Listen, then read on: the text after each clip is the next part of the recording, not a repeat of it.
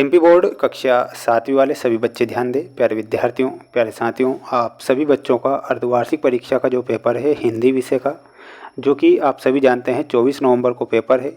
पूरा का पूरा पेपर और उसका सॉल्यूशन बताऊंगा। और प्यारे बच्चों, जो प्रश्न पत्र बता रहा हूं ये 100% आपकी परीक्षा में आ रहा है। जितने भी विद्यार्थी वीडियो को देख रहे हैं तो प्यारे विद्यार्थियों, इस प्रश्न पत्र को रट लीजिए। अगर आप सभी बच्चों को 60 में से 60 नंबर अगर आपको लाना है तो आपको इस प्रश्न पत्र को मिस नहीं करना है।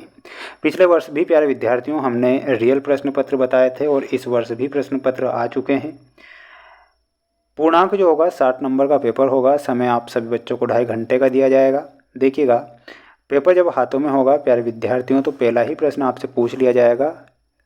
सही विकल्प चुनकर लिखिए में। सिंहस्थ मेला उज्जैन में कितने वर्षों के अंतराल में लगता है? तो सिंहस्थ का मेला है कितने वर्ष में लगता है? 14 वर्ष, 13 वर्ष, 12 वर्ष या फिर 11 वर्ष। प्यारे विद्यार्थियों, यहाँ पर आपका सही जो उत्तर होगा 12 वर्ष के अंतराल में सिंहस्थ का मेला लगता है। तो यहाँ पर आपको 12 वर्ष करेक्ट उत्तर के रूप में याद रखना है। जितने भी बच्चे वीडियो को देख रहे हैं तो प्यारे बच्चों, चैनल को सब्सक्राइब करके रखिएगा। वादा करता हूँ कि वार्षिक परीक्षा में आपको रियल प्रश्न पत्र बताऊँगा जो परीक्षा में आते हैं। और अब भी जो पेपर बता रहा हूँ ये 100% आपकी परीक्षा में आएंगे। देखिएगा, दूसरा प्रश्न पूछा जाएगा, उदयगिरी की गुफाएं कहाँ पर स्थित है? उदयगिरी की गुफाओं के बारे में आपसे पूछा गया है कि जो उदयगिरी की गुफाएं हैं वो कहाँ पर स्थित है। तो प्यारे विद्यार्थियों, उदयगिरी की जो गुफाएं हैं ऑप्शन आपको दिए जाएंगे चित्रकूट, विदिशा, पन्ना या फिर भोपाल में। तो प्यारे विद्यार्थियों, उदयगिरी की जो गुफाएं हैं वो विदिशा जिले में स्थित है। तो आपको विदिशा करेक्ट याद करके जाना है। उपसर्ग कहाँ पर प्रयोग किए जाते हैं? प्यारे बच्चों, शब्द के पहले, शब्द के बाद, शब्द के बीच में, या फिर हम कहीं भी कर सकते हैं। तो प्यारे विद्यार्थियों, कहीं पर भी नहीं हो सकता है, शब्द के पहले उपसर्ग का प्रयोग होता है। तो यहाँ पर आपको ऑप्शन नंबर ए करेक्ट उत्तर के रूप में याद रखना है।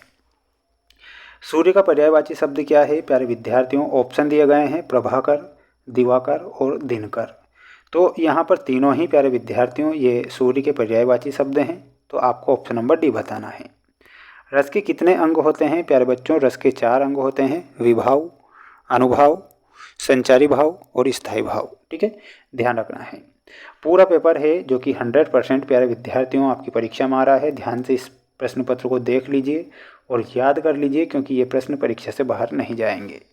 संचारी भाव की संख्या कितनी है? तो प्यारे विद्यार्थियों 33 संचारी भाव की संख्या है। उपकार में उपसर्ग कौन सा होगा? तो प्यारे विद्यार्थियों, उपकार में उपसर्ग होगा। झाबुआ जिले के भाभरा ग्राम में की जन्म स्थली है। तो यहाँ पर आपका सही उत्तर क्या हो जाएगा? चंद्रशेखर आज़ाद की। किसकी है? तो यहाँ पर लिखना है चंद्रशेखर आज़ाद। संधि के कितने प्रकार होते हैं? संधि के 3 प्रकार होते हैं। प्यारे विद्यार्थियों, तीनों प्रकार, एक तो होता है स्वर संधि, व्यंजन संधि और एक होता है विसर्ग संधि। ये 3 प्रकार होते हैं। दशानन में कौन सा समास होता है? तो इसमें आपको लिख कर आना है। दशानन में प्यारे बच्चों बहुब्रीहि समास हो जाएगा। तो बहुब्रीहि आपको करेक्ट उत्तर के रूप में याद रखना है। जितने भी बच्चे वीडियो को देख रहे हैं तो वीडियो को लाइक करके चैनल को सब्सक्राइब करके रखिएगा, क्योंकि मैं वो प्रश्न आपको परीक्षा के लिए बता रहा हूँ जो कि 100% प्यारे विद्यार्थियों आपकी परीक्षा में आएंगे। अगला प्रश्न देखिएगा, हमें जीवों के प्रति किस प्रकार की भावना रखनी चाहिए? तो इसमें आपको आंसर के रूप में क्या लिखना है? प्यारे विद्यार्थियों, इसमें लिखना है हमें जीवों के प्रति प्रेम की भावना रखनी चाहिए और सभी जीवों से हमें प्रेम करना चाहिए। सर्वनाम की परिभाषा उदाहरण सहित लिखना है। तो सर्वनाम की परिभाषा क्या होती है? संज्ञा के स्थान पर प्रयोग किए जाने वाले शब्दों को सर्वनाम कहते हैं। सर्वनाम के 6 भेद होते हैं और उदाहरण में आपको लिखना है वह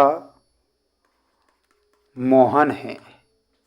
ठीक है, तो यहाँ पर जो वह शब्द है ये सर्वनाम है, संज्ञा अगर निकालनी है तो मोहन संज्ञा हो जाएगी। ठीक है, तो ये ध्यान रखना है। अगला प्रश्न पूछा जाएगा, रस की परिभाषा क्या है? तो प्यारे विद्यार्थियों, रस की परिभाषा क्या होती है? किसी काव्य को पढ़ने, सुनने, देखने अथवा देखने से जो आनंद की अनुभूति होती है रस कहते हैं। रस व स्थायी भाव याद करना है। समास किसे कहते हैं ये भी याद करके जाना है। मुहावरे लोकोक्ति में अंतर करना है। नर्मदा नदी को मध्य प्रदेश की जीवन रेखा क्यों कहते हैं? ये पूरा पेपर है, आपको स्क्रीनशॉट ले लेना है और अच्छे से इन प्रश्नों को याद करके जाना है। ठीक है, ये पूरा पेपर था जो कि मैं बता चुका हूँ। मिलते हैं नेक्स्ट वीडियो में। जय हिंद।